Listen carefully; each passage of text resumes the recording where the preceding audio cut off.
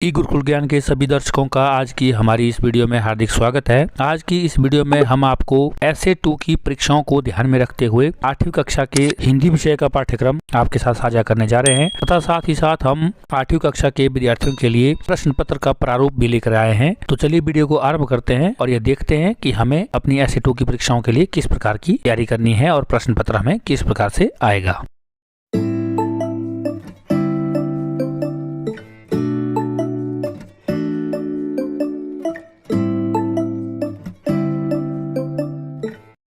आठवीं कक्षा के पाठ्यक्रम को सबसे पहले आपके साथ साझा कर लेते हैं। पाठ्य पुस्तक कोड संख्या 0801। इसमें क्रम संख्या 1 पहला पाठ आपको सूर्यकांत त्रिपाठी निराला द्वारा रचित ध्वनि कविता है। दूसरा पाठ आपको कामता नाथ द्वारा रचित लाख की चूड़ियां, यह कहानी है। तीसरा अध्याय आपको हरिशंकर परसाई द्वारा लिखित बस की यात्रा, यह एक व्यंग्य है। और अध्याय 4 आपको भगवती चरण वर्मा दीवानों की हस्ती, यह एक कविता है। और 5वां अध्याय आपको अरविंद कुमार सिंह द्वारा लिखित चिट्ठियों की अनूठी दुनिया, ये निबंध है आपको। और रामदर्श मिश्र द्वारा लिखित चिट्ठियां, यह पढ़ने के लिए कविता है। और पाठ 6 आपको रामधारी सिंह दिनकर द्वारा लिखित भगवान के डाकिए, यह भी एक कविता है।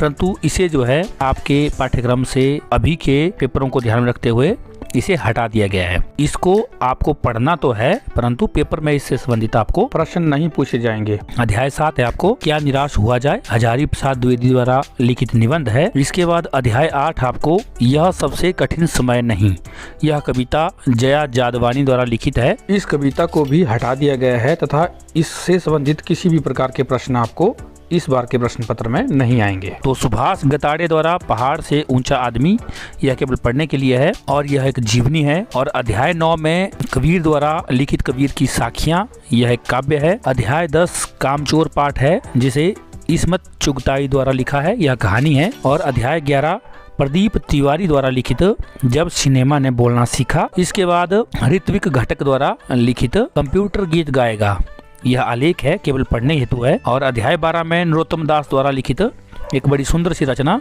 सुदामा चरित, यह एक कविता है। और इस कविता से संबंधित वीडियो आपको हमारे चैनल पर मिलेगी, इसलिए आप हमारे चैनल को लाइक करें, शेयर करें, सब्सक्राइब जरूर करें। अध्याय 13 जहाँ पैया है, पी साईनाथ द्वारा लिखित यह रिपोर्टाज है। और इसके बाद मुक्ता द्वारा लिखित पिता के लिए, यह केवल पढ़ने के लिए है। और अध्याय 14 में आपको अन्नपूर्णानंद वर्मा द्वारा लिखित अकबरी लोटा, यह कहानी है। अध्याय 15 में सूरदास द्वारा लिखित सूरदास के पद है, यह कविता है। अध्याय 16 में रामचंद्र तिवारी द्वारा लिखित पानी की कहानी है, यह निबंध है। और प्रभु नारायण द्वारा लिखित हम पृथ्वी की संतान, यह केवल पढ़ने हेतु आपको एक आलेख है। अध्याय 17 में निर्मल वर्मा द्वारा लिखित बाज और सांप है, यह कहानी है। अध्याय 16 संजय द्वारा लिखित ओपी, यह भी कहानी है। अध्याय 19 में पुष्पेंद्र पुष्प द्वारा लिखित खुली चिट्ठी, यह है। और इसके बाद आपको शब्दकोश है। इसके अलावा आपको जो दूसरी पूरक पाठ्य पुस्तक है भारत की खोज, इसमें से भी जो आपके लिए पाठ्यक्रम है वो इस प्रकार से है। इस पुस्तक से आपके लिए अध्याय 1 में अहमदनगर का किला, इसके अंदर जो है अतीत का भार, अतीत का दबाव, यह पढ़ेंगे आप, यह आपका पाठ्यक्रम है। और अध्याय 2 में आपको तलाश है। तलाश में आपने भारत के अतीत की झांकी, भारत की शक्ति और सीमा, भारत और भारत माता के बारे में पढ़ा, भारत की विविधता और एकता तथा जन संस्कृति, यह भी आपके पाठ्यक्रम में है। और अध्याय 3 में सिंधु घाटी की सभ्यता, इसे आपके प्रश्न पत्र से हटा दिया गया है, इससे संबंधित आपके प्रश्न नहीं आएंगे, इसलिए हम इसे यहीं पे छोड़ देते हैं। इसके आगे अध्याय 4 में युगों का दौर, इसके अंतर्गत जो भी विषय हैं इन्हें भी अब की बार के प्रश्न पत्र के लिए नहीं लिया गया है। यहाँ एक बात ध्यान देने योग्य है कि दोनों सत्रों के पाठ्यक्रम से जिन प्रकरणों के साथ वृत्त बिंदु स्टार का निशान लगा है, अंकित है, वे प्रकरण पाठ्यक्रम में से हटाए गए हैं। इन प्रकरणों को पढ़ाया जाना निश्चित है परंतु परीक्षा में लिखित प्रश्न इनसे नहीं पूछे जाएंगे, इसलिए विस्तार से आपको नहीं समझा रहा हूँ। इसके बाद इस पुस्तक से अध्याय 5 है हमारे पास नई समस्याएं। इसके अंतर्गत आपने अरब और मंगोल, मोहम्मद गजनबी और अफगान, समन्वय और मिलीजुली संस्कृति का विकास, कबीर गुरु नानक और अमीर खुसरो, बाबर और अकबर, भारतीयकरण की प्रक्रिया, यांत्रिक उन्नति और रचनात्मक शक्ति में एशिया और यूरोप के बीच में अंतर, औरंगजेब ने उल्टी गंगा बहाई, हिंदू राष्ट्रवाद का उभार, शिवाजी, प्रभुत्व के लिए मराठों और अंग्रेजों के बीच संघर्ष और अंग्रेजों की विजय, इससे आपको प्रश्नोत्तर पूछे जाएंगे। आगे है हमारे पास रणजीत सिंह और जय सिंह, भारत की आर्थिक पृष्ठभूमि, इंग्लैंड के दो रूप। इसके बाद छठा अध्याय है अंतिम दौर 1। इससे संबंधित सभी विषयों पर आपसे प्रश्न पूछे जाएंगे। अंतिम दौर का भाग 2, इससे संबंधित जो भी आपके विषय उप विषय हैं इनसे भी आपको प्रश्न पूछे जाएंगे। आठवां है हमारे पास तनाव। इसमें आपने चुनौती या भारत छोड़ो प्रस्ताव के बारे में पढ़ा, इससे आपको प्रश्न उत्तर आएंगे। अध्याय 9, दो पृष्ठभूमियां, भारतीय और अंग्रेजी। यहाँ से आपको व्यापक उथल पुथल और उसका दमन, भारत की बीमारी, अकाल और भारत की सजीव सामर्थ्य, यहाँ से आपको प्रश्न आएंगे। और फिर उपसंहार है, यहाँ शब्दार्थ एवं टिप्पणी, प्रश्न अभ्यास इत्यादि दिए गए हैं आपको इस किताब से संबंधित।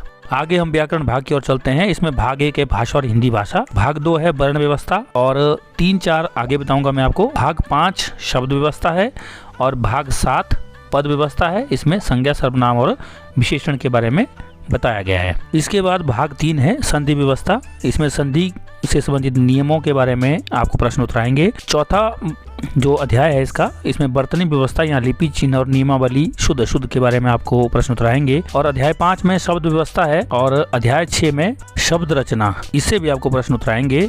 और अध्याय 8 आपके पास पद व्यवस्था है, जहाँ से आपको पेपर में प्रश्न उत्तर आएंगे। और इसके अलावा अध्याय 9 है वाक्य व्यवस्था, 10 है विराम चिन्ह, 11 है मुहावरे एवं लोकोक्तियां। अध्याय 12 जो रचना खंड है, इसमें मौखिक रचना आपको आ सकती है, जैसे कहानी लेखन, वाद विवाद प्रतियोगिता या फिर समाचार पत्र से संबंधित या कुछ भी आपको इससे संबंधित आ सकता है। यहाँ एक बात ध्यान देने योग्य है, मुहावरे यहाँ 66 से 130 और लोकोक्तियां 26 से 55 तक बताई गई है, परंतु ये मुहावरे आपको 1 से लेकर 130 तक और लोकोक्तियां 1 से लेकर 55 तक पढ़ने हैं, जो आपको अगली स्लाइड में दिखाया गया है। तो इस तरह से आपने ऐसे 2 के प्रश्न पत्र के लिए तैयारी करनी है। और 13वां भाग है लिखित रचना। लिखित रचना में आपको श्रुतलेख, प्रपत्र भरना या फिर अनुच्छेद लेखन या निबंध इत्यादि यहाँ से आपको आएंगे। 14वां है इसका आंतरिक मूल्यांकन हेतु गतिविधियाँ। जो आंतरिक मूल्यांकन किया जाएगा 15 नंबर का, उसके लिए क्या क्या गतिविधियाँ की जाएगी इसके बारे में निर्देश यहाँ पे दिए गए हैं। 15 नंबर की असाइनमेंट के लिए आपको लिखित एवं मौखिक कक्षा परीक्षाएं ली जा सकती है, या फिर कोई भी परियोजनात्मक कार्य जो दिया जाए आपको वो करवाया जा सकता है, या फिर विषय से संबंधित कोई भी अंतर्गत मौखिक रचना या कोई गतिविधि हो सकती है, योगा या खेल कूद संबंधित कोई आंकलन हो सकता है, साफ सफाई व अन्य पाठ्यानुवर्ती गतिविधियां हो सकती है, और विद्यालय में विद्यार्थी की 70% उपस्थिति हो सकती है, जिनको आधार मानकर हम आपको 15 नंबर देंगे। इसके अलावा अब हम देखेंगे वार्षिक परीक्षा सत्र 2021-22 के लिए ऐसे 2 के पेपर का अंक विभाजन और प्रश्न पत्र का प्रारूप किस प्रकार से रहेगा। हमारा खंड 1 से अपठित गद्यांश रहेगा। पहला प्रश्न, अपठित गद्यांश पर बहुवैकल्पिक प्रश्नों के उत्तर देने होंगे। अपठित गद्यांश आएगा आपको और उससे संबंधित कुछ प्रश्न पूछे गए होंगे और उनके उत्तर आपने उस गद्यांश को पढ़ करके देने हैं। खंड 2 से आपने ख से पाठ्य पुस्तक पर आधारित यह भाग रहेगा। इसमें प्रश्न 2 जो है काव्यांश पर आधारित बहुवैकल्पिक प्रश्नों के उत्तर देने होंगे। यहाँ काव्यांश पर कविता से आपको बहुवैकल्पिक प्रश्न आएंगे, जिनके उत्तर आपने देने हैं। प्रश्न नंबर 3 आपको आएगा कि 2 में से किसी एक काव्यांश की प्रसंग सहित व्याख्या कीजिए। 2 काव्यांश आएंगे आपको, किसी एक काव्यांश का आपने प्रसंग लिखना है और साथ में आपने उसकी व्याख्या करनी है। प्रसंग के 3 अंक तथा व्याख्या के 5 अंक रहेंगे। प्रश्न नंबर 4 है कविताओं पर आधारित 8 में से 6 प्रश्नों के जो आपका विषय वस्तु परक रहेंगे उत्तर देने होंगे और प्रत्येक प्रश्न 2 अंक का होगा। कविताओं पर आधारित ये प्रश्न होंगे। उसके बाद प्रश्न नंबर 5 है पठित पाठों में से किसी एक गद्यांश पर आधारित वस्तुनिष्ठ प्रश्नों के उत्तर देने होंगे। तो जो पाठ आपने पढ़े हैं उसके जो गद्यांश आएंगे, पैराग्राफ आएंगे, उस पर आधारित कुछ प्रश्न होंगे जिनके आपने उत्तर देने हैं। प्रश्न नंबर 6 आपके लिए पाठों की अभ्यास से 6 में से 4 विषय वस्तु परक प्रश्नों के उत्तर देने होंगे। प्रत्येक प्रश्न यहाँ पे 3 अंक का रहेगा। प्रश्न नंबर 7 है पूरक पुस्तक अर्थात भारत की खोज। वहाँ से आपको पाठों पर आधारित 6 में से 4 विषय वस्तु परक प्रश्नों के उत्तर देने होंगे। प्रत्येक प्रश्न 3 अंक का रहेगा। इसके बाद खंड ग रहेगा गद्यांश से संबंधित। इसमें आपको प्रश्न नंबर 8 रहेगा व्याकरण पर आधारित 16 बहुवैकल्पिक प्रश्नों के उत्तर देने होंगे। जो सारे प्रश्न आपको 16 के 16 व्याकरण पर आधारित होंगे। 9वां प्रश्न है आपका व्याकरण पर आधारित निर्देशानुसार वस्तुनिष्ठ 10 प्रश्नों के आपने उत्तर देने हैं। ये 10 प्रश्न भी आपके व्याकरण पर ही आधारित होंगे। इसके बाद खंड घ रचनात्मक रहेगा। इसमें प्रश्न नंबर 10 रहेगा कि 2 में से कोई एक विषय पर आपने पत्र लेखन करना है। 2 पत्र आएंगे आपको, उनमें से केवल आपने एक पत्र लिखना है, या 6 नंबर का लगभग आपको रहेगा। प्रश्न नंबर 11 रहेगा आपको 4 में से किसी एक विषय पर निबंध लेखन करना है। आपने निबंध लिखना है, 150 से 200 शब्दों के अंदर आपका यह निबंध होना चाहिए। 4 निबंध आएंगे, उसमें से कोई आपने एक लिखना है। इसमें नोट है, प्रश्न पत्र व अंक विभाजन में हटाए गए प्रकरण समाहित नहीं है, अर्थात प्रश्न पत्र में वे पाठ नहीं सम्मिलित किए गए हैं जिन्हें हटाया गया है। इसी के अनुसार आप अपना अध्ययन जारी रखें। उम्मीद है आप लोगों ने इसे अपनी कॉपी में लिख लिया होगा। इसी प्रकार की ज्ञानवर्धक वीडियो को पाने के लिए आप हमारे चैनल को लाइक करें, शेयर करें, सब्सक्राइब करें तथा बेल आइकन को ऑल पर जरूर सेलेक्ट कर दें, ताकि जैसे हम नई वीडियो को अपलोड करते हैं आप तक हमारी वीडियो की नोटिफिकेशन सबसे पहले पहुंच सके। इसी के साथ वीडियो में बने रहने के लिए आप सबका हार्दिक धन्यवाद। मिलते हैं इसी प्रकार की किसी दूसरी वीडियो में, तब तक के लिए नमस्कार। आपका दिन शुभ हो, मंगल हो।